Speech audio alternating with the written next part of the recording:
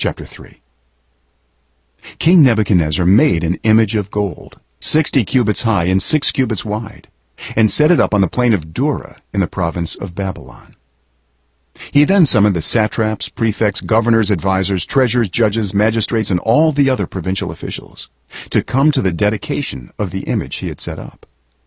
So the satraps, prefects, governors, advisors, treasurers, judges, magistrates, and all the other provincial officials assembled for the dedication of the image that King Nebuchadnezzar had set up, and they stood before it.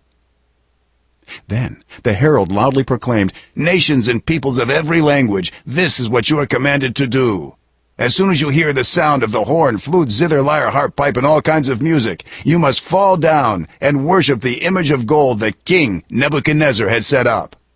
Whoever does not fall down and worship will immediately be thrown into a blazing furnace." Therefore, as soon as they heard the sound of the horn, flute, zither, lyre, harp, and all kinds of music, all the nations and peoples of every language fell down and worshipped the image of gold that King Nebuchadnezzar had set up. At this time, some astrologers came forward and denounced the Jews. They said to King Nebuchadnezzar, "May the king live forever. Your Majesty has issued a decree that everyone who hears the sound of the horn, flute, zither, lyre, harp, pipe, and all kinds of music must fall down and worship the image of gold, and that whoever does not fall down and worship will be thrown into a blazing furnace. But there are some Jews whom you have set over the affairs of the province of Babylon, Shadrach, Meshach, and Abednego, who pay no attention to you, Your Majesty. They neither serve your gods nor worship the image of gold you have set up." Furious with rage, Nebuchadnezzar summoned Shadrach, Meshach, and Abednego. So these men were brought before the king. And Nebuchadnezzar said to them, "Is it true, Shadrach, Meshach, and Abednego, that you do not serve my gods, or worship the image of gold I have set up? Now, when you hear the sound of the horn, flute, zither, lyre, harp, pipe, and all kinds of music, if you are ready to fall down and worship the image I made, very good. But if you do not worship it, you will be thrown immediately into a blazing furnace. Then what God will be able to rescue you from my hand?" Shadrach, Meshach, and Abednego replied to him, "King Nebuchadnezzar, we do not need to defend ourselves before you in this matter. If we are thrown into the blazing furnace, the God we serve is able to deliver us from it, and he will deliver us from your Majesty's hand.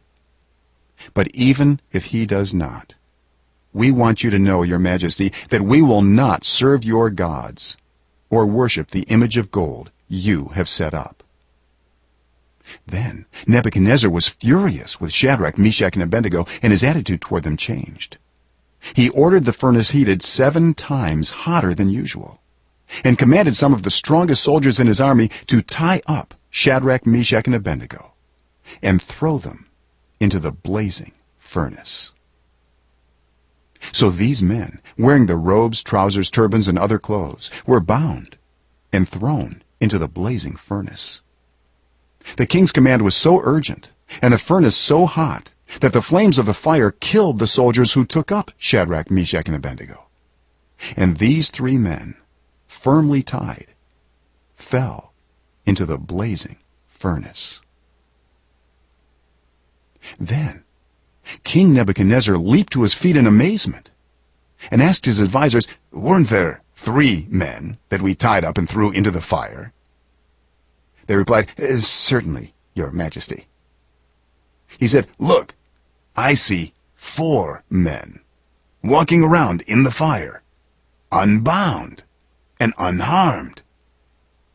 And the 4th looks like a son of the gods." Nebuchadnezzar then approached the opening of the blazing furnace and shouted, "Shadrach, Meshach, and Abednego, servants of the Most High God, come out. Come here." So Shadrach, Meshach, and Abednego came out of the fire, and the satraps, prefects, governors, and royal advisors crowded around them. They saw that the fire had not harmed their bodies, nor was a hair of their heads singed. Their robes were not scorched, and there was no smell of fire on them. Then Nebuchadnezzar said, "Praise be to the God of Shadrach, Meshach, and Abednego, who has sent his angel and rescued his servants. They trusted in him and defied the king's command, and were willing to give up their lives rather than serve or worship any god except their own God.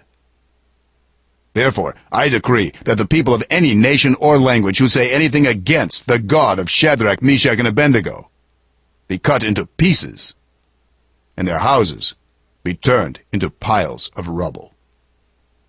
For no other God can save in this way." Then the king promoted Shadrach, Meshach, and Abednego in the province of Babylon.